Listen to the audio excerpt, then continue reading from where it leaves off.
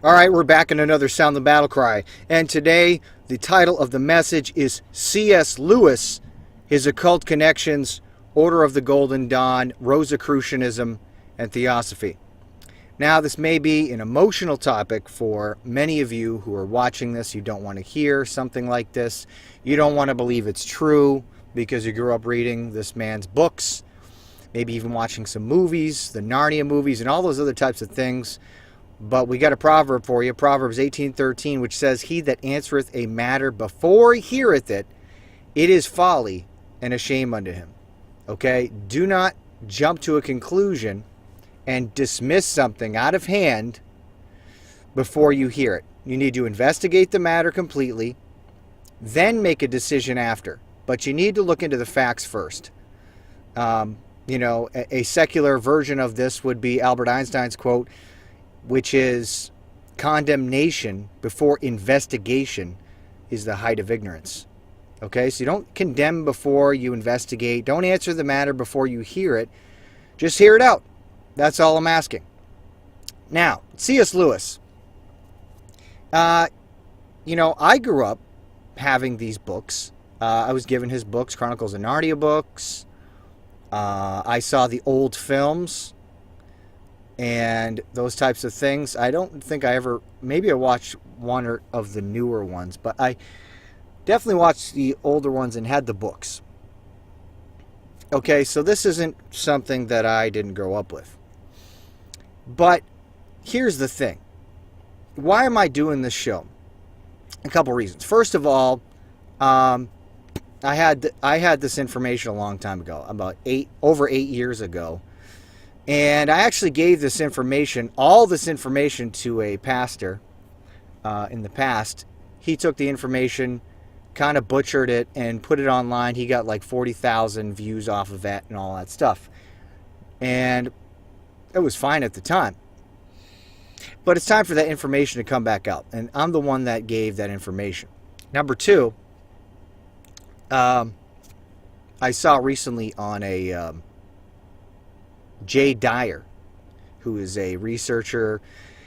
He's written a couple books, Esoteric Hollywood. He does a lot of research about conspiracy, all those other types of things. He hosted the 4th hour of the Alex Jones Show, and he was trying to say that C.S. Lewis and Tolkien were good guys who were warning against a technocracy and all this stuff because of C.S. Lewis's science fiction trilogy, especially the third book, which is called That Hideous Strength.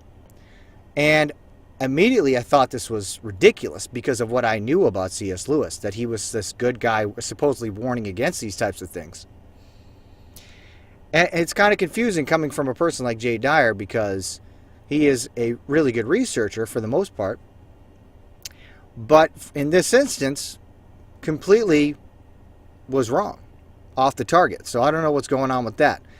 Either he just something that he missed and he hasn't had access to information that I'm going to present today, or maybe it was intentional. I don't know. I'm not going to accuse him of that. I'll be charitable and say that he just didn't know. Nevertheless, we're going to get into some information today that is very important and very clear. I don't think you can deny this, okay? It's pretty apparent C.S. Lewis's connections to the Order of the Golden Dawn, Rosicrucianism, as I said, Theosophy, paganism, his friends, his fascination with paganism and the occult, all these other types of things. There's just it's overwhelming. And the fact that he put it in his books, his books are saturated with witchcraft and paganism. And so it really shouldn't be that big of a shock to a lot of people. But for some reason, this man, C.S. Lewis, is so venerated today, exalted in Christian circles of many different persuasions and denominations. Everybody loves this guy. They love to quote him and to, push his views and quote and all this other type of stuff, his books. But we're going to see a picture painted today that shows a very, very different type of man than is often portrayed by most modern day Christendom. All right, so let's read a few more scriptures and we'll get into the information. 1 John 4:1. Beloved, believe not every spirit, but try the spirits whether they are of God, because many false prophets are gone out into the world. Okay? We got to try the spirits. We got to test them. The false prophets. There's a lot of false prophets. Jesus said there'll be many that come in my name, many false prophets that would deceive many people. That's why the first thing he said is take heed that no man deceive you. So you got to test everything and everyone. Don't just blindly accept and trust things. Like if everybody just blindly pushes C.S. Lewis, you got to question it and go, okay, well, what's the deal with this guy? Why don't I read about him? What's his background? Here's another one, Ephesians 5:11, and have no fellowship with the unfruitful works of darkness, but rather reprove them. Don't fellowship with them, but reprove them. Drag them into the light. Shine the light on these unfruitful works of darkness. And then the last one is Job 34:21 and 22. For his eyes are upon the ways of man, and he seeth all his goings. There is no darkness, nor shadow of death, where the workers of iniquity may hide themselves. Nowhere to hide. You know, secret societies, mystery schools, they love to hide. Everything's under the cover of secrecy and darkness. There is no darkness where the workers of iniquity may hide themselves. Why? Because the eyes of God are upon the ways of man, and he seeth all his going. He sees everything. And it's going to be made manifest. Be sure your sin will find you out. All right? So, we're going to get into this information, and I'm going to give you all the sources. And in fact, there's so much more information that I can't even present today that I'm going to give you all the links. You could go and research way more yourself and see way more evidence. Go check all the primary source documentation. Check all the quotes. Check it all for yourself. We could sit here and talk about this for 12 hours, chasing every, rabbit hole. But we're going to condense it down today. All right, so let's get into it. So first of all, I'm just going to show you real quick. If you go to this website, which is crossroad.to, there's a lot of these resources on here, a lot of articles about C.S. Lewis. And so if you want to go research this yourself, I'll leave a link for this.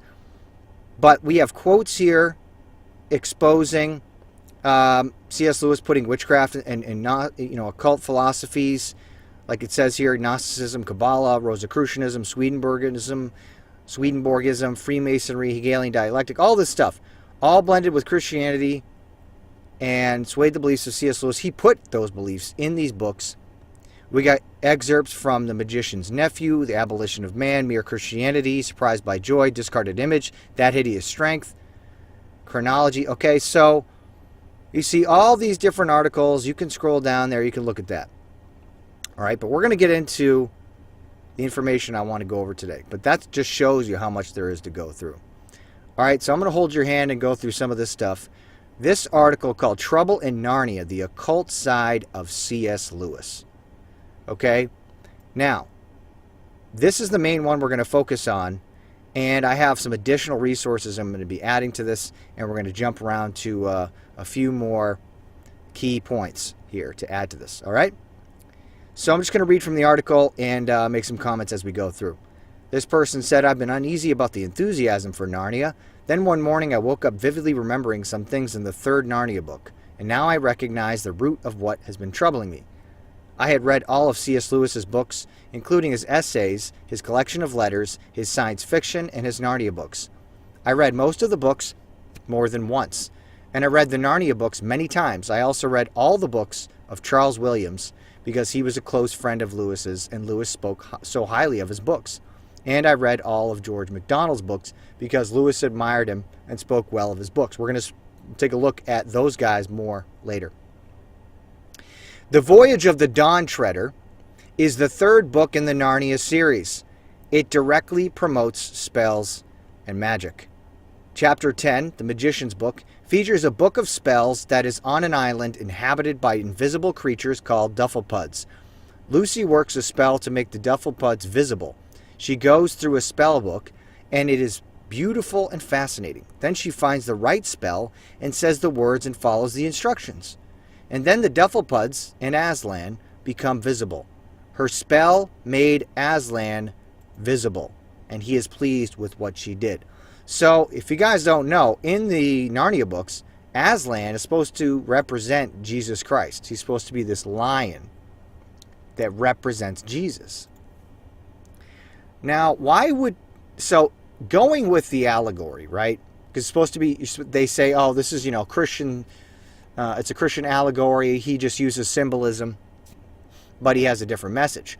Well, how does this fit the allegory and the symbolism if he has someone casting a spell to make Jesus Christ visible as Aslan? How does that make any sense? And he's pleased with what she did. You think Jesus would be pleased if you did a witchcraft spell to make him appear, that you're trying to do that? The book of spells is beautiful and fascinating. One spell is, they're not saying that it's good. They're just saying it's beautiful in the sense that that's what's alluring to children. And by the way, this guy's pretty sick in the head that he targeted children in all these books, right? The Narnia books. And you're going to see more and more how dark it really gets later. I'm going to prove it. I'm going to bring stuff out you probably never heard of in your life. One spell is illustrated with pictures of bees that look like as if they're really flying. In the world of C.S. Lewis's day, this would not have caused practical problems. However, these days, kids can go to regular bookstores and buy spell books written by modern witches. Yeah, today it's just everything's, it's the explosion of the occult is all over everywhere. There's no hesitation, no warnings about it. And in fact, anyone that warns against it is called a lunatic. That's pretty much that. Many Christians are treating the Narnia books as being an allegory, with Aslan representing Jesus and the children representing Christians. If you do this with the Voyage of the Dawn Treader, then you portray Jesus as being pleased with Christians doing magic and working spells. Right, exactly. And you support the idea that there are good spells and good magic. That belief is the basis for modern white witchcraft. Right? However, the Bible clearly forbids any form of witchcraft. Right, so let's go to that quote. But yeah, it's that whole white magic versus black magic thing, right? And that's absolutely false. There's no distinction made in the Bible. There's nowhere in the Bible that you can justify saying, well, there's good magic and bad magic. No, all magic, all witchcraft, all sorcery, it's all condemned. All of it. And let's look at some of the practices that are specifically named in the Bible. Okay? And this isn't part of some Old Testament ceremonial law, like, unclean meats or something like that. No. These are practices that are condemned in the New Testament as well. But let's read from Deuteronomy 18, verses 10 through 12. There shall not be found among you anyone that maketh his son or his daughter to pass through the fire, or that useth divination, or an observer of times, or an enchanter, or a witch, or a charmer, or a consulter with familiar spirits, or a wizard, or a necromancer, for all that do these things are an abomination unto the Lord. Okay, so all these occult practices, any form of divination, witchcraft, all that stuff, it's all condemned. And then these occult practices condemned again. In the New Testament under the umbrella of witchcraft and sorcery. Okay, so in the New Testament, it doesn't list out every single one of these practices, but it's still the same things are condemned. Okay, so let's look at a couple verses. Galatians chapter 5, verse 19. Now the works of the flesh are manifest, which are these: adultery, fornication, uncleanness, lasciviousness, idolatry, witchcraft. Witchcraft condemned there. And then later on it says, they which do such things shall not inherit the kingdom of God. And then Revelation 21:8, but the fearful, unbelieving, the abominable, murderers, whoremongers, and sorcerers, and idolaters, and all liars shall have their part in the lake which burneth with fire and brimstone, which is the second death. Okay, so witchcraft, sorcery is condemned in the New Testament, not just the Old. But the Old gives you a little bit more of the detail of what goes under that umbrella. All right, so let's go back to the article. There's no such thing as white and black witchcraft. Now, they might make the distinction because they go, well, white witches don't harm anything. We don't do sacrifices. We don't sacrifice anything, not even animals. We don't harm anything. right? That's what they try to say. But they still have no problem dealing with spirits and all these practices that are condemned. There's no different. And you're still messing with the same thing. They even show that in the, I did the show about the Force in Star Wars. They talk about how, and don't worry, I know it's fiction, but it's based on real life principles, where they say that there's the dark side and the light side of the Force, right? But they get their power from the same Force. They just say it's two sides of the same Force. And there's an admission there. Okay? So let's continue. In the book, the Dufflepuds are ruled by a wizard. He uses magic to rule the Dufflepuds because they aren't yet mature enough to be ruled directly by Aslan. So there is good magic in a good wizard. This magic prepares people for relationship with Aslan. Again, if Aslan is taken as a symbol for Jesus, then magic prepares people to become Christians. How does any of this make sense that a Christian would write this stuff? In our modern culture, that would mean that Wicca is a way to get to know Jesus and become his follower, which is absolutely absurd. Back when C.S. Lewis wrote the Narnia stories, Wicca did not exist. Witchcraft did, but the modern day old religion, Wicca, that they made modern day old religion. I mean, the modern day religion created by Gerald Gardner, that practice, that didn't exist. It was starting to form. Kids who read the books couldn't experiment with spells, but this is a different world today. Now kids are surrounded by movies and TV shows that promote witchcraft, and they may know kids at their school who dabble. Yeah, I mean, again, the access to all these other types of things, it's much easier to find books on the occult, these types of practices. It's saturated everywhere in our culture. It's a lot easier to get involved with those types of things. What will happen when Disney comes out with a movie of the Voyage of the Dawn Treader? I don't know if they have yet, but I mean, Disney comes out with occultic stuff all the time. Tons of their films are filled with occultism going on there, different types of practices. It's just, so it doesn't matter if they don't have that specific movie. Christian kids may wind up feeling free to practice magic, and this could help break down the barrier between Christianity and Wicca. It could Christianize witchcraft in the eyes of some Christian kids, yeah. Well, anybody. It doesn't matter who it is. You know, and that's the thing. It's like, it's interesting because on the one hand, a lot of people in society treat the occult as if it's a joke. Don't take it seriously at all. Then there's the other side who don't think it's a joke, but they don't see a problem partaking of it, and they're involved with many different occult practices, and more prevalent than ever. Okay? But the point is that it's a lot easier for kids to get involved with this stuff. And it is true that the types of films that they watch when they're younger will spark curiosity in their minds. Now, I believe that if you just shelter kids and just tell them you can't watch anything and you shut them all off and you say why, because it's of the devil, that's not good either. And that can actually push them in the other direction so that when they turn 18, first thing they do is go headlong into all that stuff is a rebellion, right? What's important is to teach about it. Okay? If your kids are going to have a lot of questions, so if they ask questions, you got to be able to explain. Okay? Explain why things are not correct. All right, so let's continue. Okay, there are some other, we're going to get into some crazy stuff, so please stay tuned. There are some other problems with C.S. Lewis's widespread influence. Blending God's truth with occult tales, he laid an enticing foundation for apostasy. For starters, in understanding the man, here's a quotation from a letter that he wrote describing a trip that he and his wife Joy took to Greece in 1960. He wrote, now this quote is wild. C.S. Lewis said, I had some ado to prevent Joy and myself from relapsing into paganism in Attica.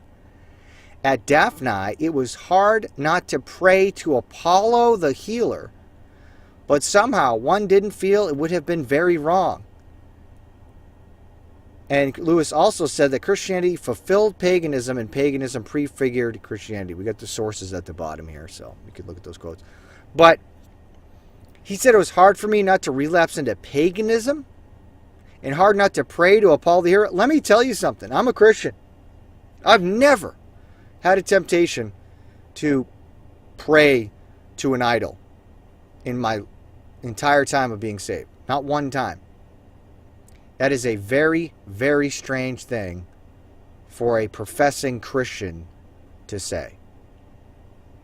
So, you know, we're going to, like I said, we're going to have quotes like this from him.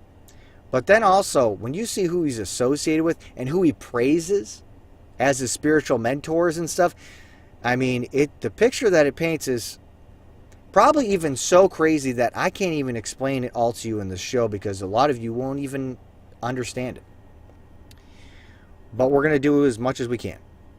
In his autobiography, Surprised by Joy, Lewis tells how at age 13 he abandoned his Anglican faith due to the influence of a school mistress who was involved with theosophy, Rosicrucianism, spiritualism, the whole Anglo-American occultist tradition. Now, we're going to be talking more about theosophy and Rosicrucianism, so stay tuned for that. And Lewis developed a lust for the occult that remained with him even after he returned to Anglicanism.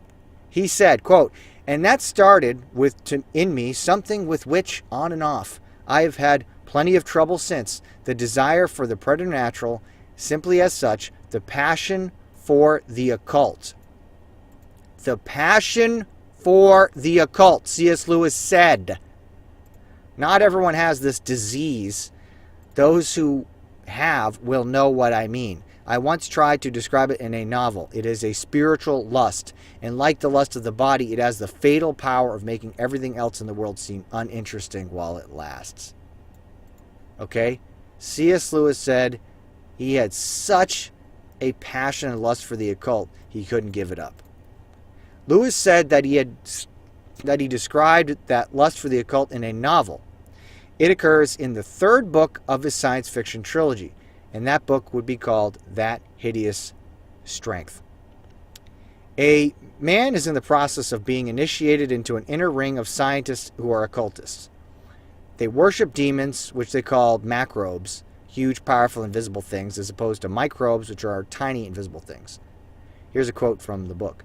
"Here, here, surely at last," so his desire whispered to him, "was the true inner circle of all, the circle whose center was outside the human race, the ultimate secret, the supreme power, the last initiation. The fact that it was almost completely horrible did not in the least diminish its attraction." And then it continues, "These creatures," demons, "breathed death on the human race and on all joy. Not despite this, but because of this, the terrible gravitation sucked and tugged and fascinated him towards them. Never before had he known the fruitful strength of the movement opposite to nature, which now had him in its grip, the impulse to reverse all reluctances and to draw every circle anti-clockwise." From That Hideous Strength, page 269. Okay, so, like I said earlier, some were trying to say that he was warning against this type of thing, this inner circle running things, kind of like the World Economic Forum or whatever, and then technocracy. But that theory starts to fall apart when you see what he was into and the people he was associated with and what they were into. None of that makes any sense whatsoever. Note that Lewis said that he had trouble with that lust for the occult ever since his encounter with the matron in his boys' school. He wrote that statement in 1955. By then, he had written all but 3 of his books. Lewis dedicated his autobiography, Surprised by Joy, to Bede Griffiths. We're not going to go more into depth with that guy, but that guy was a Catholic, Benedictine monk, and a lot of crazy stuff with that guy. But if you want, you can click that link. You can go check that out. A former student of his who became a longtime friend. Griffiths founded a Christian ashram in India. He said that Hindu temples are a sacrament, and he said no one can say in the proper sense that the Hindu, the Buddhist, or the Muslim is an unbeliever. I would say rather that we have to recognize him as our brother in Christ. So B. Griffiths said that, and C.S. Lewis dedicated his autobiography to B. Griffiths. What B. Griffiths did and said is the logical conclusion of a statement that C.S. Lewis made in Mere Christianity. He said, quote, "There are people in other religions who are being led by God's secret influence to concentrate on those parts of their religion which are in agreement with Christianity, and who thus belong to Christ without knowing it." Wrong. For example, a Buddhist of goodwill may be led to concentrate more and more on the Buddhist teaching about mercy and to leave in the background, though he might still say he has believed, the Buddhist teaching on certain other points. Many of the good pagans, long before Christ's birth, may have been in this position. Okay? You know, it's so insane to me that, mere Christianity is recommended by so many modern day Christians. And this quote is in that book. How the heck can they not read this and go, this is not the words of a Christian? It's not. Okay? This is someone who does not know the gospel. Okay? Let's just be plain about that. Or they do and they've rejected it. Okay? Because he says, other people in other religions who are being led by God to concentrate on those parts of religion which are in agreement with Christianity. Wrong. God doesn't do that. He causes them to turn from their idols to God. And, like a Buddhist, he might focus on mercy and all this stuff. That doesn't do anything. He says the same thing about the pagans. He's basically saying they can be saved by their works, by trying to be a good person. That's what C.S. Lewis is teaching. Now, how in the world is that considered or how in the world, because the biggest group that are promoting this guy are evangelical Christians, even though he is quoted by Catholics and other people, Orthodox Christians. But evangelicals could look at that and not see plain as day that he's teaching work salvation. That pagans and Buddhists can be saved by trying to be a good person? Even though the Bible says not by works of righteousness which we have done, but according to his mercy he saved us. For by grace are you saved through faith, and that not of yourselves. It is the gift of God, not of works, lest any man should boast. Ephesians 2:8-9. C.S. Lewis is directly contradicting these scriptures. And he's promoting a universalism where Buddhists and pagans are saved. Let's continue. Lewis said that he was strongly influenced by George MacDonald. We're going to talk about him next. Who was a universalist. Oh, well, there you go. MacDonald's book, Lilith, we're going to look at that, is based on an occult teaching that Adam was married to a demon named Lilith before he married Eve. By the end of MacDonald's book, Lilith is redeemed. And Adam says that even the devil will eventually be redeemed, saved. All right, so let's take a look at this book, Lilith, by George MacDonald. Talk a little bit about George MacDonald. Here's a couple quotes. Kurt Brunner, Birthing Narnia. Lewis would credit George MacDonald with having influenced virtually every word he ever wrote. It began with Phantastes, a dreamlike tale in which a boy wishes to visit fairy country. He awakes the next morning in an enchanted wood where he encounters profound happiness mixed with perilous adventure, including death and rebirth of sorts. And so, thanks to the imagination of George MacDonald, C.S. Lewis found his way home. Yeah, his home to paganism. Here's another quote from the book Lilith by George MacDonald. When God created me, Adam, not out of nothing, as say the unwise, but out of his own endless glory, he brought me in angelic splendor to be my wife. There she, Lilith, lies, for her first thought was power. She had so ensnared the heart of the great shadow, Satan, that he became her slave, wrought her will, and made her queen of hell.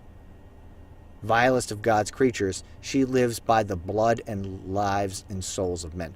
Now, I don't know if you guys understand, this is written by a witch, okay? Straight up, George MacDonald is writing exactly how a witch would write, talking about Lilith. This is what witches teach. It's pure occult teaching.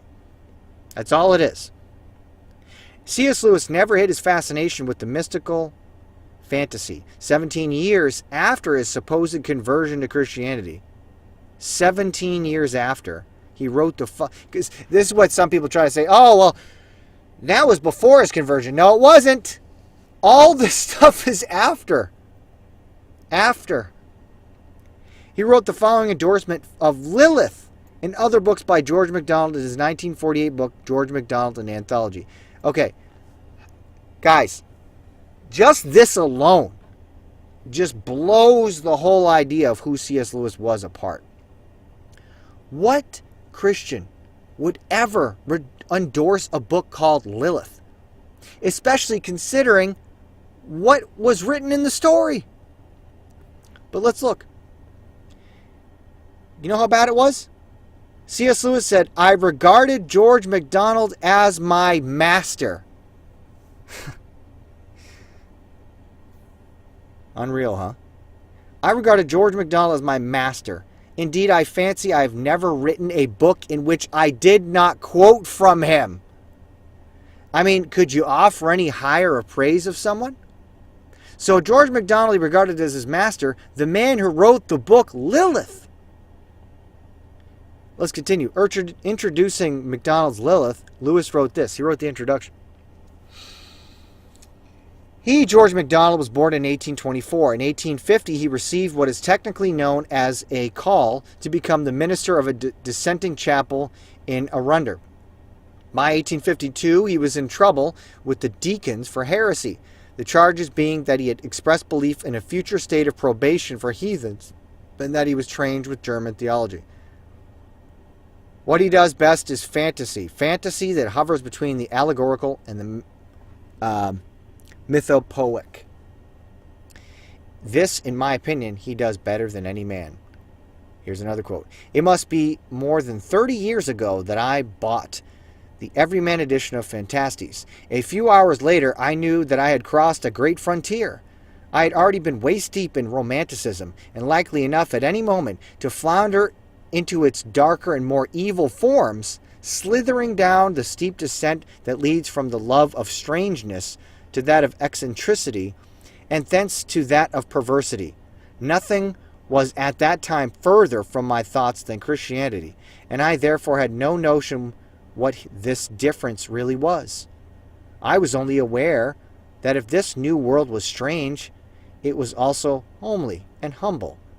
That if this was a dream, it was a dream in which one at least felt strangely vigilant. That the whole book also had about it a sort of cool morning innocence and also, quite unmistakably, a certain quality of death. Good death. What it actually did to me was to convert, even to baptize. That was where the death came in, my imagination. It did nothing to my intellect, nor at that time to my conscience.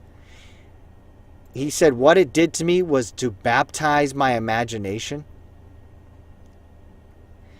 And one more quote. From C.S. Lewis. The quality which had enchanted me in his imaginative works turned out to be the quality of the real universe, the divine, magical, terrifying, and ecstatic reality in which we all live. All right, these are C.S. Lewis quotes introducing the Lilith book. On the opposite page, across from C.S. Lewis's name in the introduction to MacDonald's book, readers will find a second title page and a short revealing quote from the Kabbalah. Here's the quote. Lilith, a romance. Off, Lilith, the Kabbalah. That's not surprising. The Kabbalah is based on occult myths that twist biblical truth into horrendous lies. In this mystical realm, Lilith was the first wife of Adam, a rebellious fallen angel. She plays that demonic role in this dark, disturbing book, which we don't recommend anyone, right? Hidden from the public eye for centuries, the mysterious Kabbalah has more recently entered the religious marketplace.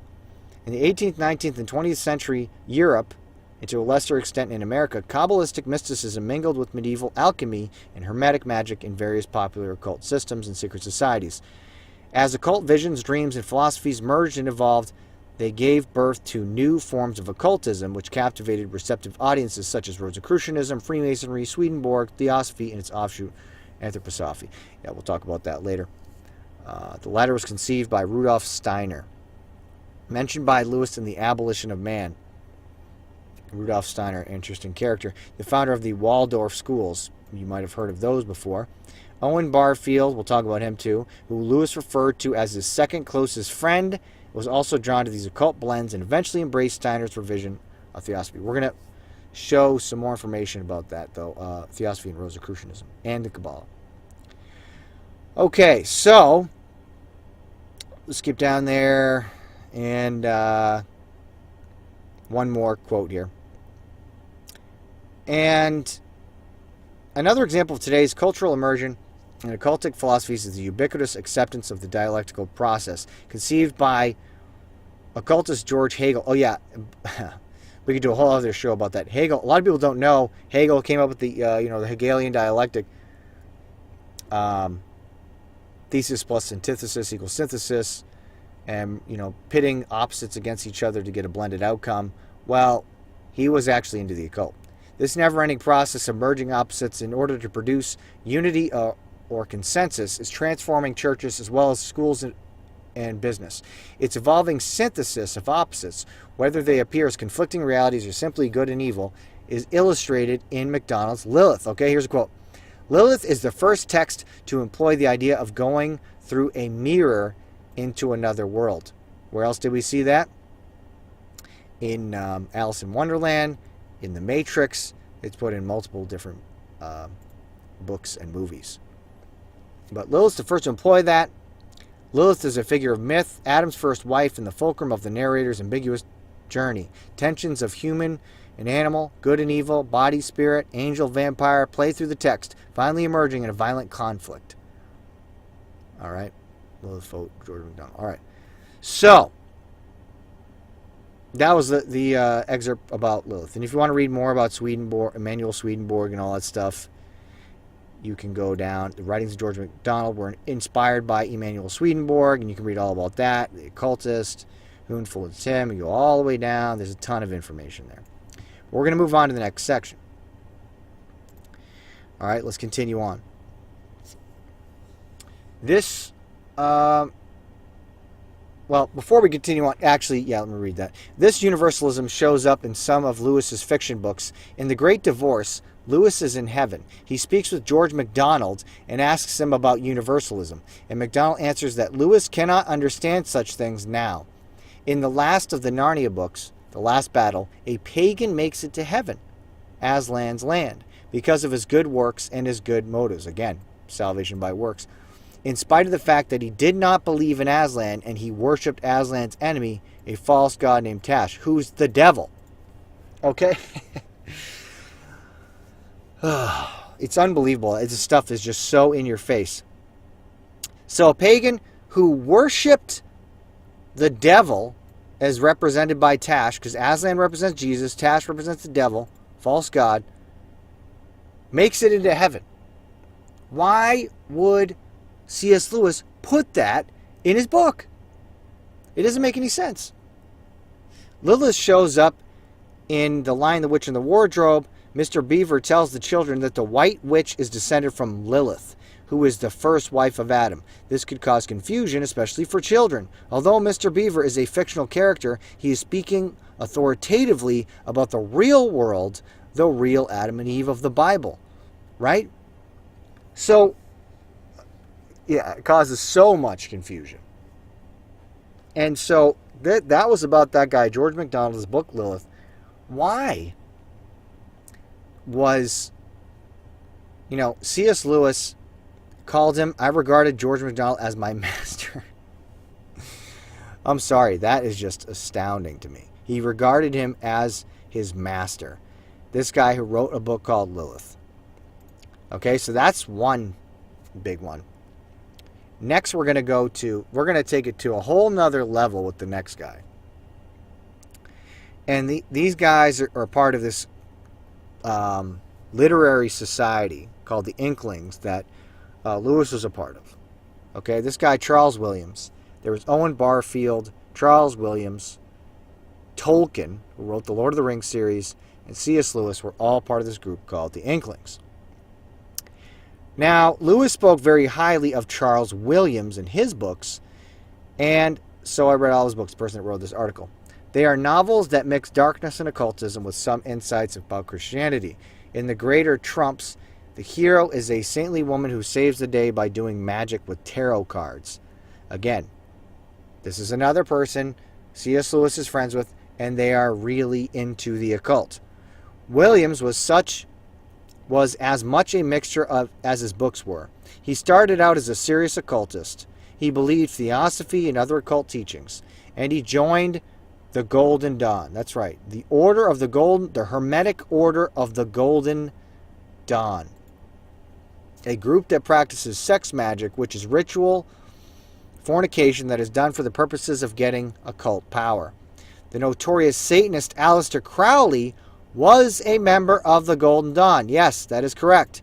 Williams left the Golden Dawn later after a couple years and joined the Anglican Church, but he kept some of his theosophical beliefs. He kept quite a bit. Okay, so we're going to read about that, but Charles Williams, yes, he did join the Golden Dawn, and he was friends with C.S. Lewis. So let's take a look more about that. Charles Williams. Now, if you want more about these guys, there's a book called The Inklings, C.S. Lewis, J.R.R. Tolkien, Charles Williams, and Their Friends by Humphrey Carpenter. Okay, so, a couple points here. C.S. Lewis called Charles Williams, a man whose mind was steeped in occult rituals and demonic forces, his dearest friend. This close friendship made an impact on Lewis in his writings, especially on fantasies such as That Hideous Strength. Again, which was supposed to be, some people are saying, a warning against technocracy and all this evil stuff, which doesn't make any sense when someone that was in the Golden Dawn had an impact on the book. Second part below, excerpts from the Inklings shows the dark nature of Charles Williams' beliefs and writings. All right, so let's go. From the Narnian, The Life and Imagination of C.S. Lewis by Alan Jacobs, pages 196, 198. All right, so check this out. Charles Williams. This is where we're taking it to a whole nother level.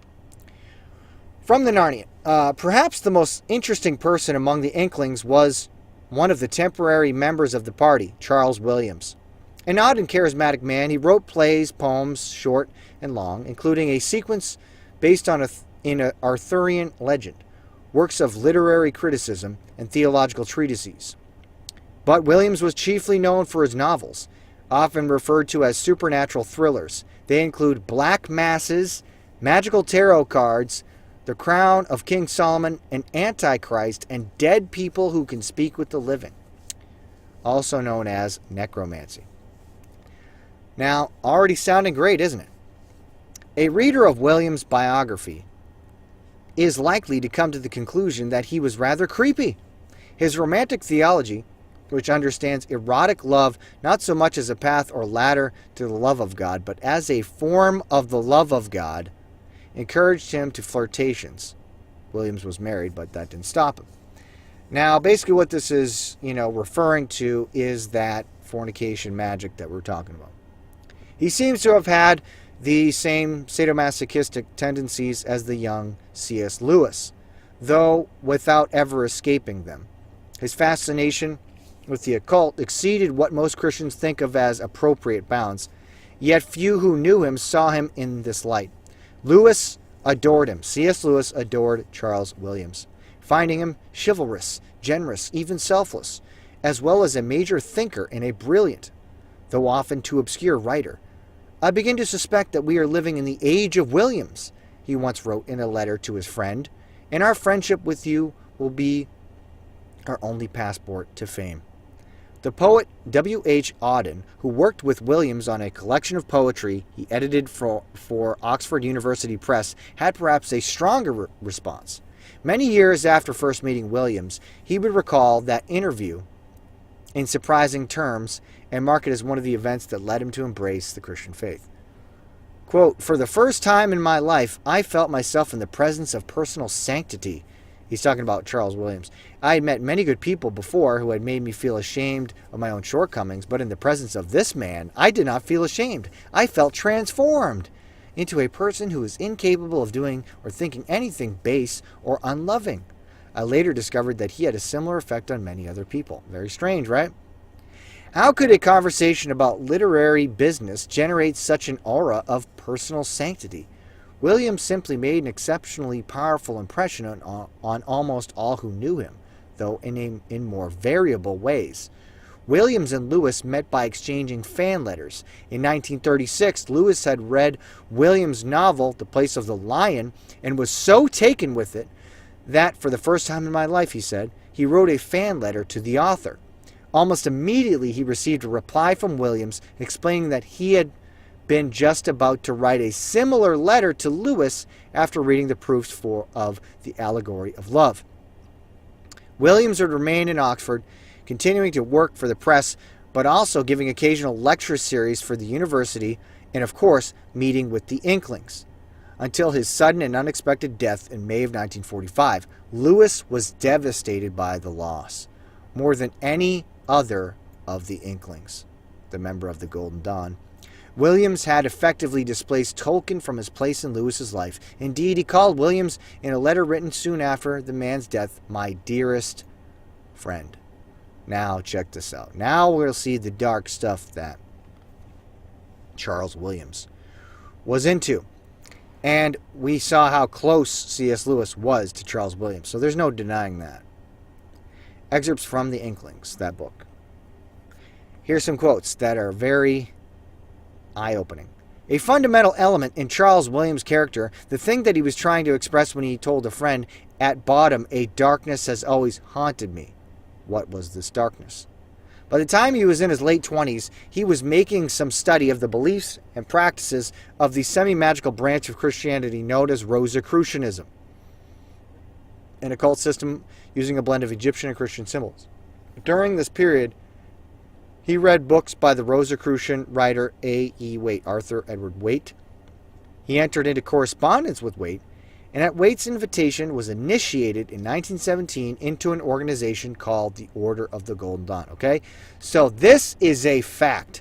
Charles Williams was super into Rosicrucianism. He found A.E. Waite, who was writing books about Rosicrucianism, and then A.E. Waite initiated Charles Williams into the Order of the Golden Dawn. That's a fact. So that means someone who was a member of the Order of the Golden Dawn, the same secret society that Aleister Crowley was a part of, which we'll read in a second, the same person C.S. Lewis said was my dearest friend.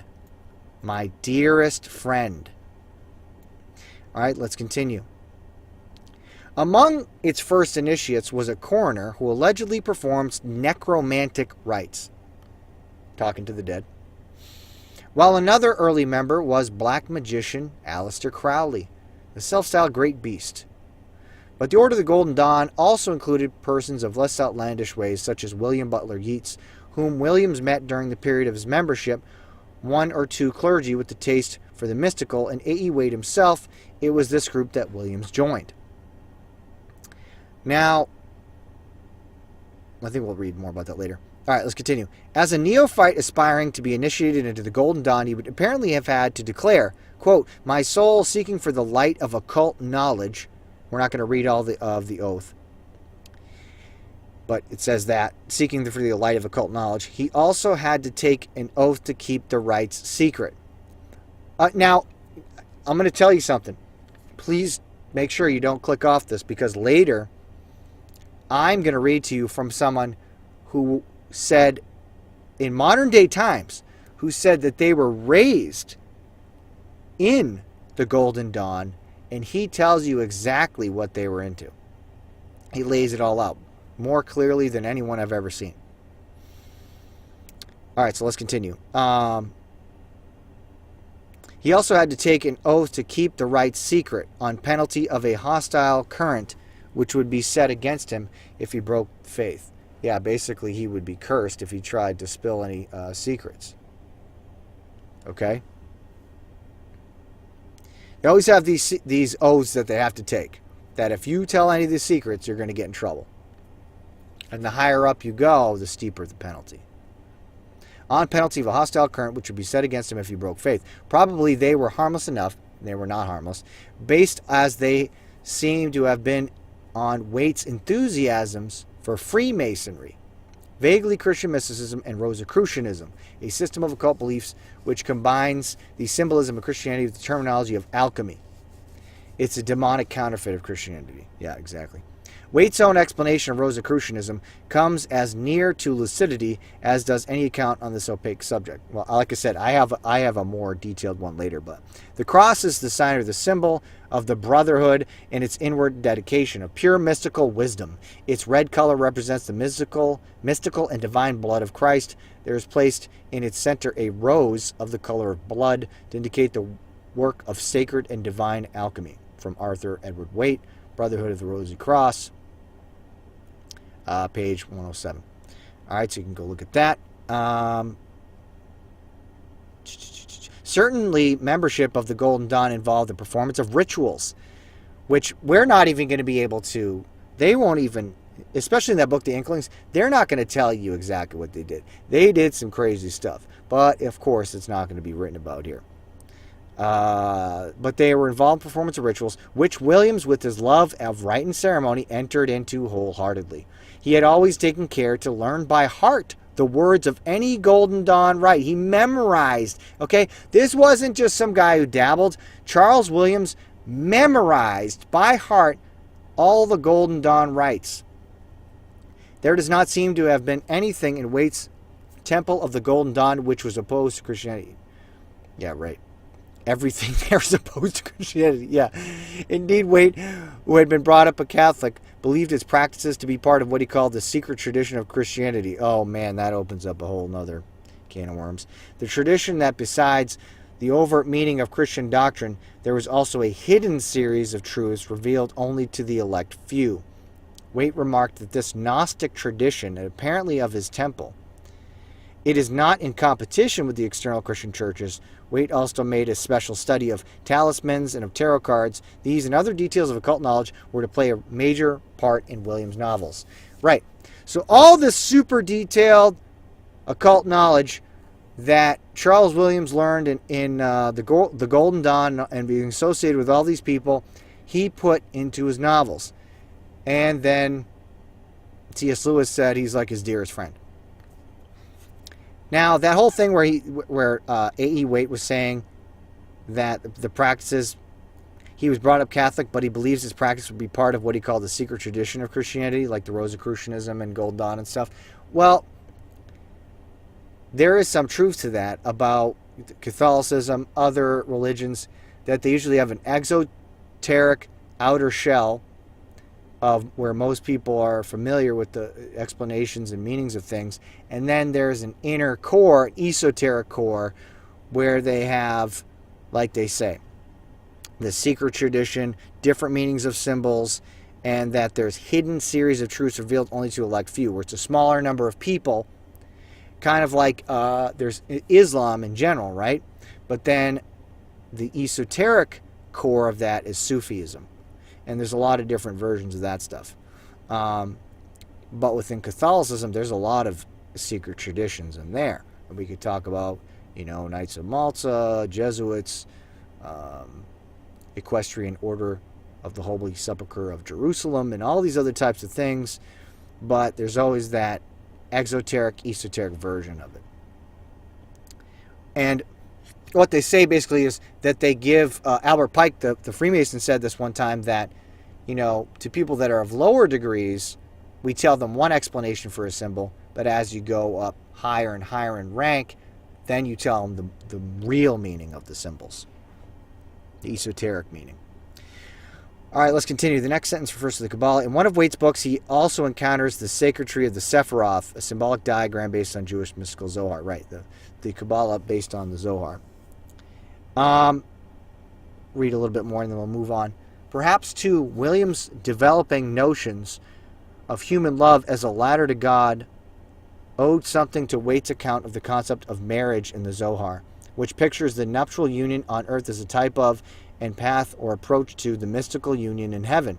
And it was maybe also from Waite's writings that Williams acquired some of his knowledge of black magic. Whatever the source is, by the late 1920s, Williams was thoroughly acquainted with the terminology and practices of black magic. To him, it was as valid a form of symbolism as the symbols of Christianity. Didn't matter to him. That's why they don't believe in good and evil. They say they're beyond good and evil, right? No one can possibly do more than decide what to believe, says a character in one of his novels. And that was exactly what Williams himself thought. He had decided to believe in Christianity, but it was a conscious choice. And he practiced a lot of other things. So though Williams, soon outgrew the Golden Dawn and left the order, the symbolism and the knowledge of the occult that he acquired during his membership remained valuable to him, not least because in its extreme form, black magic was the polar opposite of Christianity, and his mind was always drawn to an awareness of the opposite pole of an argument or belief. All right, and then let's see here. I think we'll stop there. I think there's one more thing I wanted to read, but you can read the rest of that too if you want. There was one more thing down here. Oh yeah, right here. About that hideous strength. One may legitimately wonder what influence the Golden Dawn had on C.S. Lewis and Tolkien via Charles Williams. Certainly, that hideous strength, which is the third novel in the science fiction trilogy by C.S. Lewis, certainly that hideous strength is universally acknowledged to have been greatly affected by Lewis's acquaintance with Charles Williams, the member of the Order of the Golden Dawn. Its description of the Company of St. Anne's is certainly evocative of Williams' companions of the co-inherents from afar off. It carries, therefore, also the mark of the Golden Dawn.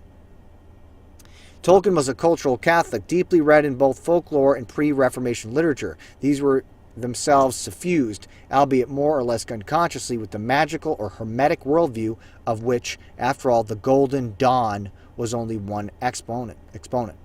The Hermetic Neoplatonic worldview has come to be commonplace throughout fantasy literature, but developments in such areas as depth psychology and the new physics suggest it may indeed have a validity beyond the pages of fiction. Okay?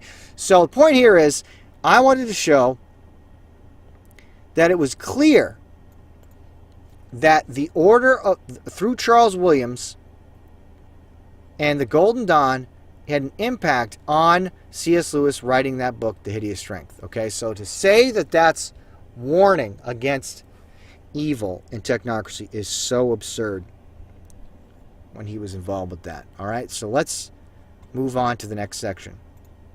That's enough with Charles Williams. Okay, so next subject. Okay. Lewis also had a close friend named Owen Barfield. He dedicated the Narnia books to him and named Lucy after Barfield's daughter. Barfield was a philosopher who started out with theosophy and developed his own version of it. Over and over again we see theosophy. We'll get into that in a second. But let's look at Owen Barfield, the last guy we'll look at. And again, some excerpts from that book, The Inklings. Philosopher Owen Barfield. Of all the Inklings, the group of Oxford scholars that met regularly to discuss Christianity and mythology in the early 1900s, one of the least often memorialized on the net is Owen Barfield. Okay. Now let's look. Legacy of the Second Friend by Dale Nelson, taken from that article. Many people who look into the writings of Owen Barfield are C.S. Lewis admirers who are curious about this man who was Lewis's close friend throughout his adult life. From 1919 till Lewis's death in 1963, Barfield was Lewis's legal and financial advisor, very close, and became executor of his estate. Lewis dedicated his first scholarly book, The Allegory of Love, to the wisest and best of my unofficial teachers, stating in its preface that he asked no more than to disseminate Barfield's literary theory and practice, and dedicated the first Narnian chronicle to his friend's adopted daughter, Lucy.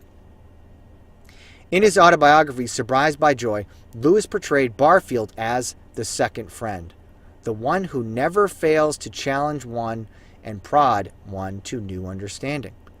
Another sign of Barfield's thought in Lewis appears in the third lecture, The Abolition of Man, where Lewis suggests that Dr. Steiner, meaning Rudolf Steiner, the founder of anthroposophy and of the occult Waldorf schools, which Barfield embraced as a young man, may have found the way to a redeemed scientific method that does not omit the qualities of an observed object.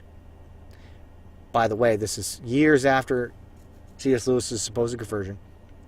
But more about Barfield. Barfield, raised in an agnostic family, was baptized and became a member of the Church of England only in late middle age. However, he retained the anthroposophic beliefs, his personal twist on theosophy, he had begun to learn while a young man. Rudolf Steiner's occult science seemed to be a modern Gnosticism, complete with reincarnation, Christ and Jesus as two separate beings, a fall engineered by Luciferian beings to promote man's ascent to his destiny of spiritual freedom.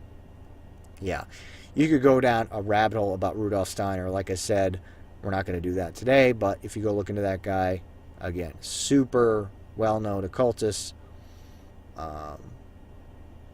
We'll continue on. Reincarnation. All right, let's see what Owen Barfield believed about that. In keeping with the teaching of anthroposophy, Barfield espouses his belief in reincarnation on several occasions. Indeed, reincarnation is essential to his understanding of the evolution of consciousness. In Unancestral Voice, the Megid, which is a spirit being in Barfield's book, elucidates reincarnation for Burgeon. Quote, "It is only through repeated earth lives," he explains, "that mind could gradually and as a historical process become more and more individualized. That is to say, could gradually emerge from the spirit which gave birth to it. But the Western understanding of man's repeated earth lives, the Megid foresees, is not to be confused with that of the Orient, for when at last it does awaken, it will be virtually opposite to the Oriental doctrine of reincarnation, for it will not, as the East has done, lay the whole emphasis on the period of life on earth, but will understand that the opposite pole, the period purgatorial and celestial between death and birth, is of at least equal significance for the present predicament of the human soul, and it will seek to investigate that too. And secondly, it will, though with a sober realization of the cost of suffering, see rebirth as a thing to be sought rather than one to be avoided." Okay, again, this occult teachings, but he's pushing this reincarnation, repeated earth lives, having to live life over and over again. Owen Barfield, after reading English at Wadham College, Oxford, he worked as a freelance writer for 7 years. During that time, he was influenced by Rudolf Steiner, again, joined the Anthroposophical Society. So he actually joined the Anthroposophical Society, Rudolf Steiner's group.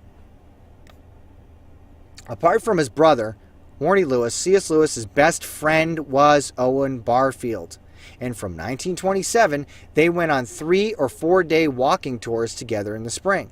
His great contribution was to persuade C.S. Lewis, and through him Tolkien, that myth and metaphor has always had a central place in our language and literature. When he was working in London, he occasionally joined the Inklings when he came to Oxford. Barfield wrote a volume of essays, Romanticism Comes of Age. Though he joined the Church of England about 1946, he continued to believe in reincarnation, which C.S. Lewis said no Christian could possibly believe in, but he did, and later wrote several books on anthroposophy. He was into the occult again. Okay, I think that's it here. One more quote. Evolution of Consciousness Studies in Polarity. Owen Barfield's thought ranges over many disciplines, reflecting his belief in the unity of knowledge. It's all in every part character. There is no early or late Barfield to accord in current fashion. He tells us emphatically in the interview with him that follows, just the same Barfield all along. Same beliefs. All right. So that's it for Barfield. Again, he was as another guy into the occult. So Owen Barfield, Charles Williams, George MacDonald. Why? Oh, why? Is C.S. Lewis just so happens to be friends with people into the occult over and over again. He was surrounded by them. And they weren't just acquaintances. He, out of his own mouth, said, Owen Barfield, my best friend. George MacDonald, my master. Charles Williams, he was dearest to me. Right? His dearest friend. Why? Over and over again. Charles Williams was in the Order of the Golden Dawn. Why was C.S. Lewis surrounded by these guys? Why was he so close to them? Why did he connect with these guys so well, see eye to eye and so many things? Yet he claimed to be a Christian. Doesn't make any sense. Now, if there was someone today who said that they're a Christian, and all their best friends are witches and occultists and into secret societies and one of the same secret societies that Aleister Crowley was in, I think there'd be a problem. You think that you would say, there's something up with that guy. There's something wrong with this guy saying he's a Christian and all his best friends are witches and occultists. There's no problem with the occult. By the way, the reincarnation thing, Bible says, Hebrews 9:27, as it is appointed unto man once to die, but after this the judgment. You die once, then the judgment. There's no reincarnation, no reset button, no second chances. That's it. Die once, then the judgment. But anyways, let's continue on here. Now we're going to get into theosophy because, again, all these guys, Barfield was in theosophy, Charles Williams, George MacDonald into that. They were all into theosophy. Now, what is so significant about theosophy? Well, according to theosophy, the God of the Bible is a tyrant, and Lucifer, the devil, came to rescue mankind from him. Even this dark view of God shows up in C.S. Lewis's writings. Yes, it does. Now, I'm going to read a little bit about what C.S. Lewis thought about, how the theosophical views kind of showed up in his writings. But then I'm going to show you I'm going to show you a very clear explanation of theosophy, then Rosicrucianism, and the Golden Dawn, and the Kabbalah, so you understand when it references, George MacDonald and Owen Barfield and Charles Williams and theosophy and Golden Dawn and all this other stuff, when they were into those things, you understand exactly what they were into. And then you will understand the significance of C.S. Lewis being friends with them and endorsing them. And that's going to wrap up the whole teaching. Okay, so the ending is going to be, I think, the most significant part to tie it all together and drive the point home. All right, so according to theosophy, God of the Bible was a tyrant, and this showed up in C.S. Lewis's writings. After his wife Joy died, C.S. Lewis wrote A Grief Observed, a book describing his thoughts and emotional struggles as a result of her death. The dark theosophical view of God shows up in this book, as shown in the following quotations. Supposing the truth were God always vivisects, is it rational to believe in a bad God? Anyway, in a God so bad as all that, the cosmic sadist, the spiteful imbecile? C.S. Lewis calling God the cosmic sadist, the spiteful imbecile. Does that sound like a Christian to you? Lewis didn't stay there. He vacillated between despair and hope, but in his moments of agony and despair, the theosophical view of God came back to haunt him. I don't know if it came to haunt him or he put it in there. Again, it's one thing to have thoughts pass through your head, but then to write them down and put them in a book and edit that book and publish it with those views of God, then there's something wrong. There is another problem with his messages. I've read all of his books, and I do not recall any reference to the authority of God and to the timelessness of his ways. Lewis's worldview seems to be based primarily on human feelings, wants, and perceptions, including evolution and Freudian psychology. There's some more about that. But let's skip that. Let's go right to the theosophy. Let's take a look at that, okay? Now we're going to go into this part. Now, the person I'm about to quote is, I got another explanation before I quote this guy. But I am going to quote a man named Roger Williamson. And this man, he's a Luciferian sorcerer, a long-time occultist. He was raised in the tradition of the Golden Dawn and all that stuff. And he was actually he founded an occult bookshop in Minneapolis called Magus Books. And years ago, I preached in front of that bookshop and did some research on this guy. Found some interesting quotes that he revealed about his beliefs, openly said this stuff, and I documented all this so that we have a nice modern day example clearly explaining what they actually believe in the occult. And so then when you hear someone was into these types of things, the Golden Dawn, you know what it really means. Okay? So let's continue. Roger Williamson, occultist author, he was the author of many books, but one of them was Lucifer Diaries. And then he gave a presentation to the Minneapolis Theosophical Society. In November 2005, I've included it here because I feel that it describes in concise language my philosophy is represented by the images of the tarot of the morning star. He made his own tarot card deck, Roger Williamson. Okay? Now, here I jump into an explanation of theosophy. Okay? And this is important to understand that. So when you hear about theosophy, you hear about H.P. Blavatsky, you hear about Annie Besant, you hear about any of these people, you will understand what that means, what they really believed. And all these other guys associated with C.S. Lewis. So let's deal with the theosophy. Helena Petrovna Blavatsky heralded the dawn of the New Age movement. Her writings are the foundation for many occult fraternities. After publishing monumental works such as Isis Unveiled and The Secret Doctrine, the Theosophical Society in 1875 was formed to spread her teachings worldwide. She claimed to receive her revelations from secret chiefs or disembodied ascended masters who claimed to be aiding humanity evolving into a race of supermen. Freemasonry took notice, and many soon proclaimed her an occult genius, such as Manly Palmer Hall, the 33rd degree Freemason and Masonic historian, which he says right here, quote, "The Secret Doctrine and Isis Unveiled are Madame Blavatsky's gifts to humanity, and to those whose vision can pierce the menacing clouds of imminent disaster, it is no exaggeration to affirm that these writings are the most vital literary contribution to the modern world. No more can they be compared with other books than can the light of the sun be compared with the lamp of the glowworm. The Secret Doctrine assumes the dignity of a scripture." Wow. Manly Palmer Hall, 33rd degree Freemason, from the Phoenix and Illustrated Review of Occultism and Philosophy, 1960, the Philosophical Research Society, page 122. Now, that's some pretty high praise about her books. Another interesting note, the supposed truther who supposed to expose conspiracy and stuff, Jordan Maxwell, there's a clip of him endorsing Blavatsky's books and saying that they're great books.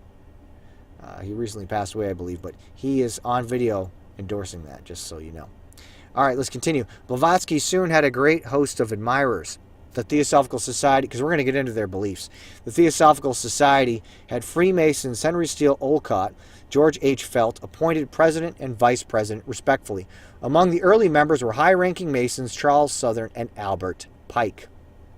That's right, Albert Pike, a member of the Theosophical Society. In 1907, Annie Besant became president of the Theosophical Society. The beginnings of the modern New Age movement began with the search for their own Messiah, as it were. Along with 33rd degree Mason C.W. Leadbeater, Annie Besant promoted a young adept as a Messiah, Jiddu Krishnamurti. Yeah, now that's a whole other crazy story. And they went around touring around with this kid, saying he's the new Maitreya world leader, Messiah. It was crazy. Alice Bailey and husband Foster, 32nd degree Freemason, continued to interlock the workings of Theosophy with the aims of Freemasonry. Bailey, as founder of Lucis Trust, it wasn't called Lucifer. It used to be called Lucifer Publishing Company, not Lucifer Trust. So that's a mistake that some people make who research. Used to be called Lucifer Publishing Company, then it was changed to Lucis Trust. Obviously, they wanted to take out the name Lucifer. So Bailey's founder of Lucis Trust worked laboriously to fulfill the plan toward a new world religion, which her master Dwal Kul, someone, demonic entity that she channeled, had said was the ultimate aim of Freemasonry. The hierarchy had blessed both their beginnings, her master said. Now, let's look at, this is what we really want to get to, Blavatsky's view of Satan, okay? This is the theosophical view of the devil. All right, so let's take a look at that. These are direct quotes from Blavatsky. She said this: Lucifer represents life, thought, progress, civilization, liberty, independence. Lucifer is the Logos, the serpent, the savior. And then you get the pages, Secret Doctrine, Volume 2. You can go look those quotes up yourself. She said, Lucifer is the savior. Starting to get an idea of what theosophy really is? Sympathy for the devil. Throughout the Secret Doctrine, Blavatsky praised the devil and belittles God. In Volume 1, Cosmogenesis, she wrote, quote, the devil is now called darkness by the church, whereas in the Bible he is called the Son of God. She just called the Son of God the devil. The bright star of early morning, Lucifer, see Isaiah. There's whole philosophy of dogmatic craft, and the reason why the first archangel who sprang from the depths of chaos was called Lux, or Lucifer. Now, Lucifer actually isn't an archangel. He is called an anointed cherub in the Bible. That's a different category of an angelic being. But let's continue. It was called Lux, the luminous son of the morning, or Manvantaric dawn. He was transformed by the church into Lucifer, or Satan, because he is higher and older than Jehovah and had to be sacrificed to the new dogma. Okay, so Blavatsky said Lucifer is higher and older than Jehovah. Can you get more blasphemous than that? Blavatsky went on to hail Satan as savior of man. Satan, she said, quote, Satan and his rebellious host would thus prove, when the meaning of the allegory is explained, to have refused to create physical man, only to become the direct saviors and the creators of divine man. For instead of remaining a mere blind, functioning medium, impelled and guided by the fathomless law, the rebellious angel claimed and enforced his right of independent judgment and will, his right of free agency and responsibility, since man and angel are alike under karmic law. She's talking about the devil. For her, Satan is the one who frees man from death. Quote, thus Satan, once he ceases to be viewed in the superstitious, dogmatic, unphilosophical spirit of the churches, grows into the grandiose image of one who made of terrestrial a divine man, basically over and over again making man God, which is what Lucifer actually said. If you eat of the tree of knowledge, you shall be as gods. But anyways, image of one who made of terrestrial a divine man, who gave him throughout the long cycle of Mahakalpa the law of the spirit of life, and made him free from the sin of ignorance, hence of death. So she's saying Satan freed mankind from death, from ignorance, from all these things, that he's a savior. In Volume 2, Anthropogenesis, Blavatsky continued to exalt the devil.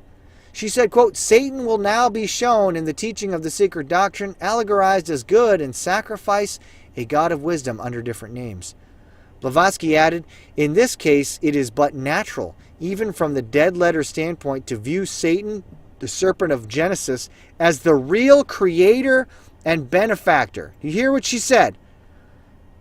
It is natural to view Satan as the real creator, benefactor, the father of spiritual mankind. For it is he who was the harbinger of light, bright radiant Lucifer, who opened the eyes of the automaton created by Jehovah, as alleged, and he who was the first to whisper, in the day you eat thereof you shall be as Elohim, knowing good and evil. Can only be regarded in the light of a savior. Again, calls the devil a savior.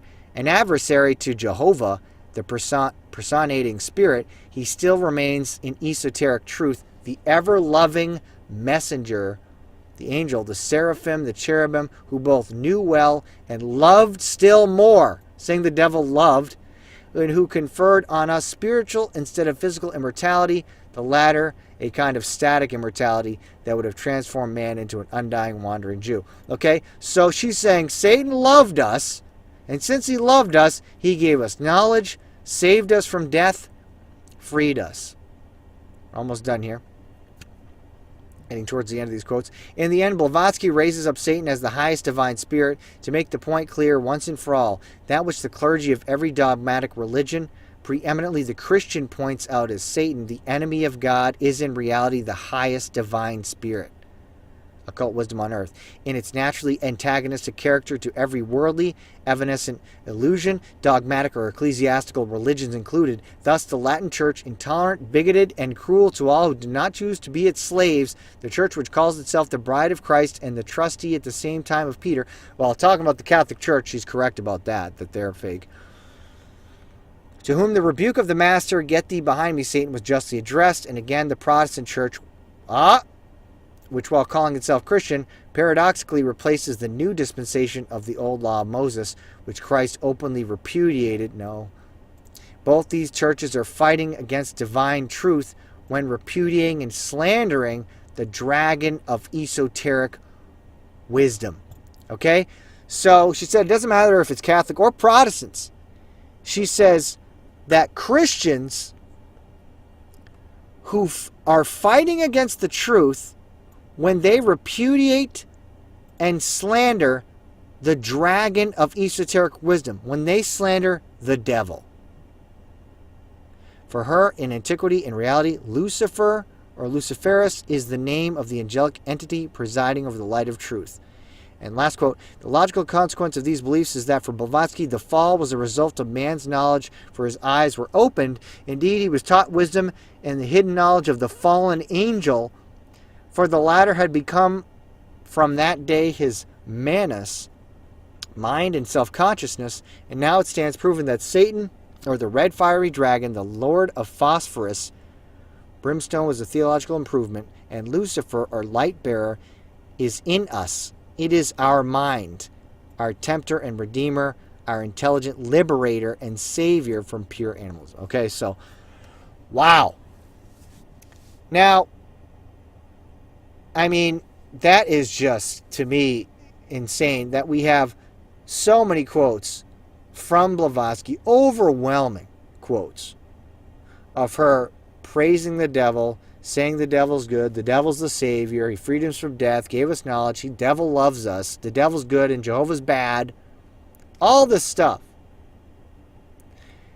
And what were Owen Barfield and Charles Williams and McDonald and all these guys into?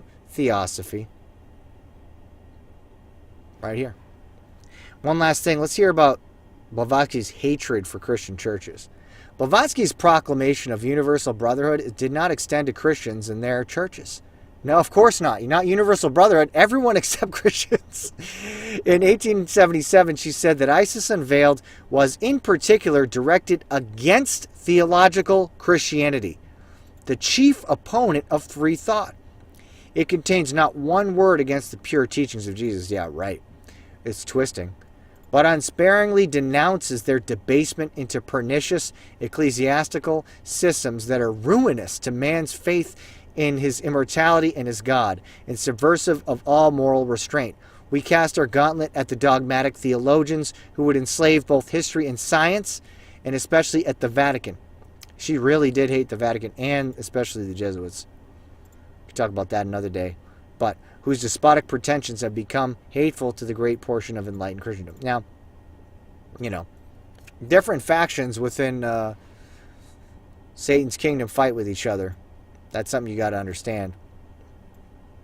But anyways, in 1888, Blavatsky reiterated, the secret doctrine must someday become the just karma of the churches, more anti-Christian than the representative assemblies of the most confirmed materialists and atheists. Okay, so she was no fan of Christians. Absolutely hated them. So, having said all that, how is it that all these guys, these inklings, could be followers of a philosophy created by a woman who literally exalts the devil as the savior, hates Christians, and yet C.S. Lewis is supposed to be a Christian, friends with all these guys? Something's not making sense, guys. Not making sense.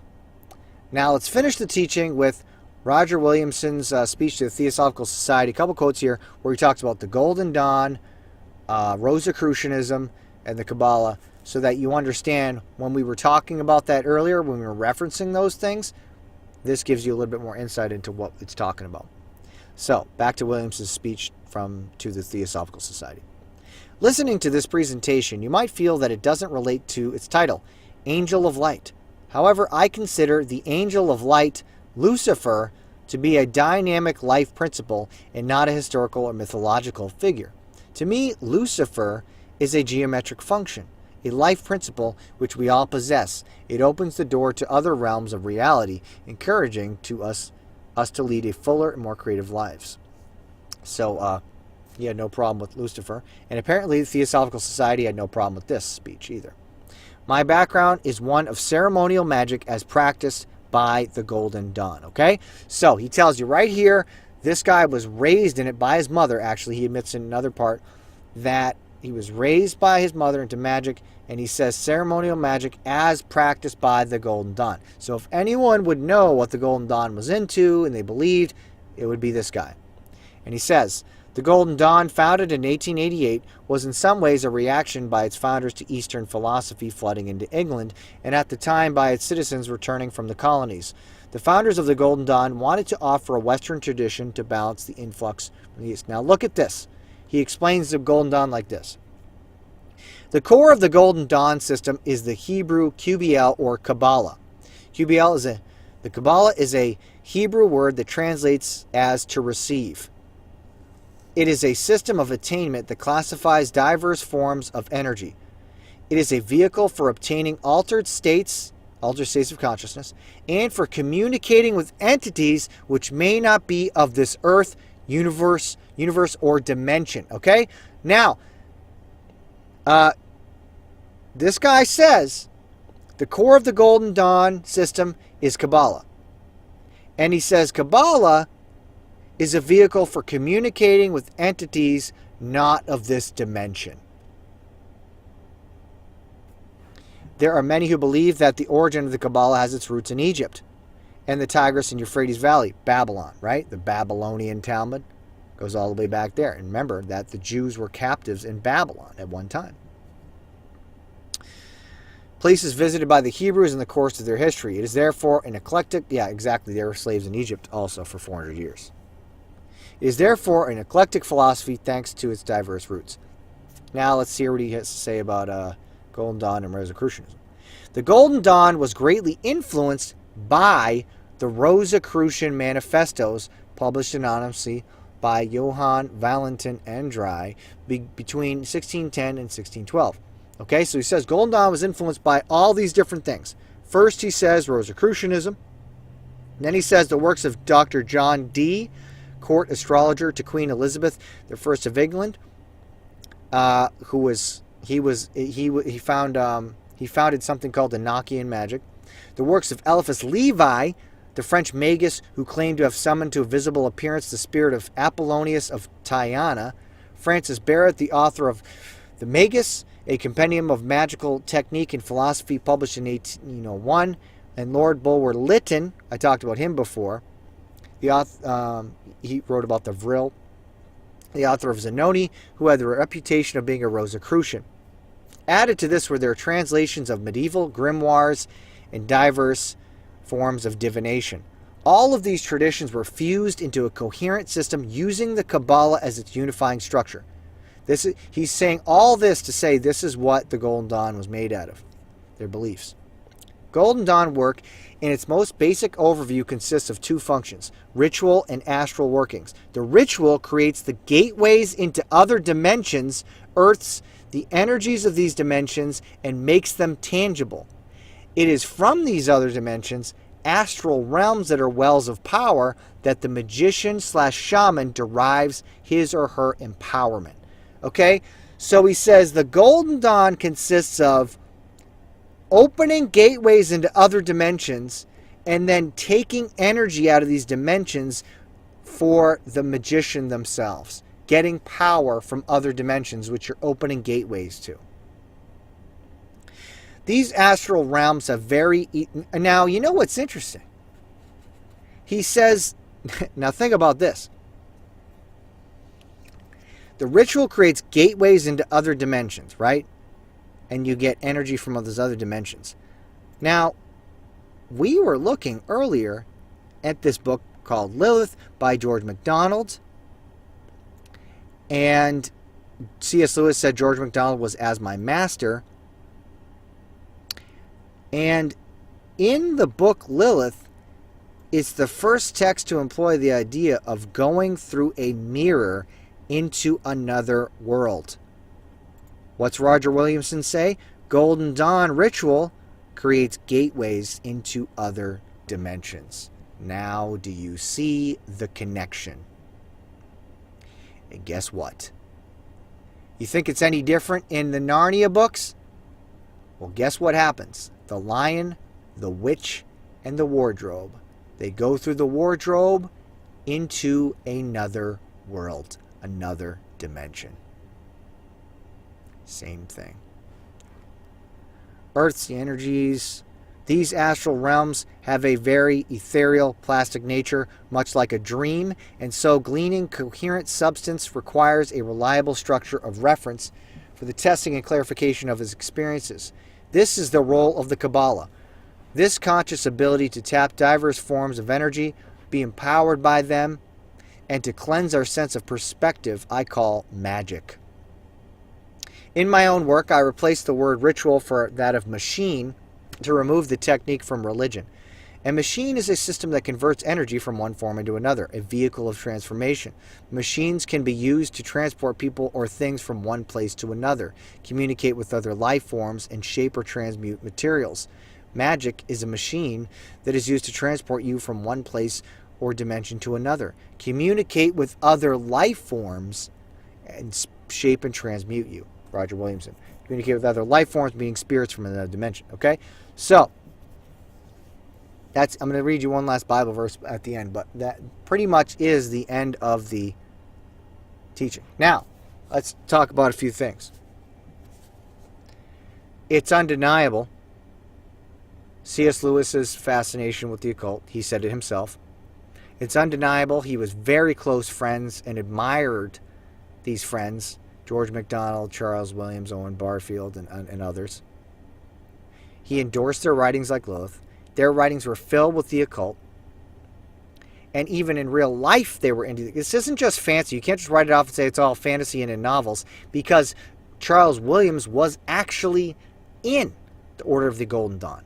Owen Barfield was into anthroposophy, was associated with Rudolf Steiner. These guys were into theosophy in real life. They actually were into the stuff in real life. And then all they did was put their beliefs into their books. And guess what? So did C.S. Lewis, because he was surrounded by them. Okay? And you can't have all these guys be your best friends and you're not into the same stuff. That's absolute garbage. And he even admitted he was into the occult. Now, we might not have a formal record that C.S. Lewis was initiated into the Golden Dawn or OTO or Rosicrucian or anything like that. That doesn't matter. He's surrounded by those guys. He understands all the concepts and he put it in his books. And then guess what? He gave the books to children and they taught the children occult concepts and magic. That's all it is. Now, these books, actually, we can't really even talk about it, even how much more crazy it is, but to those that have a little bit, maybe an understanding of what I'm talking about, there's also connections with Lewis Carroll, Alice in Wonderland. There was a connection with that dude.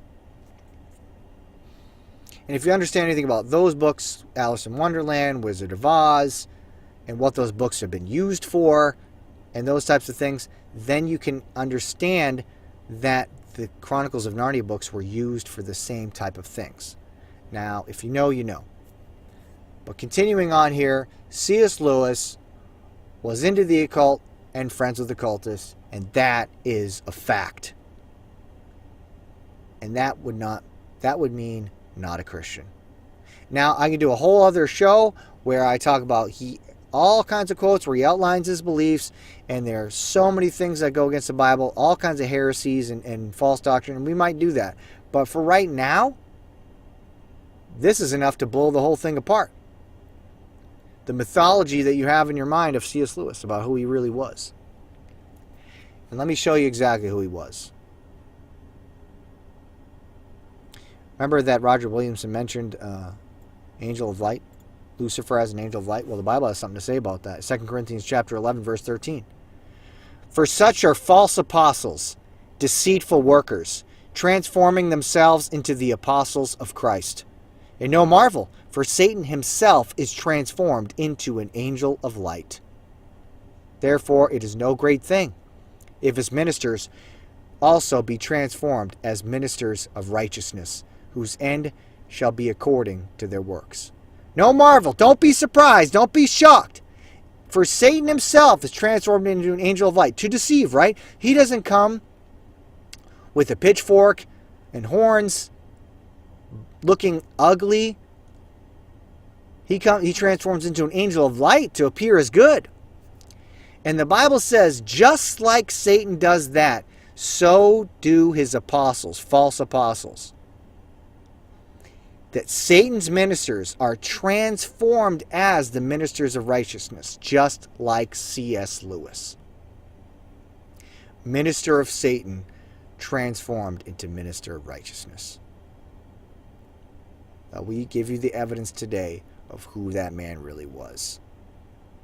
And I hope you see, you got to get far away from those books. You got those books, get them out of your house. Get them, those books and those movies, away from your kids immediately. And don't look back. And it'll be a really good thing that you do. And will be helpful. All right. So that's it for today. Hopefully that was helpful to you. I'm not trying to intentionally make you mad and to hurt you. Just bringing the truth. That's it. And if you respond to the truth, if you repent, if you humble yourself, if you accept it, then it will help you. It will not hurt you. All right? Thank you for watching. Please like, share, subscribe, comment. Check out the description below for all the associated links. God bless you. Have a good day.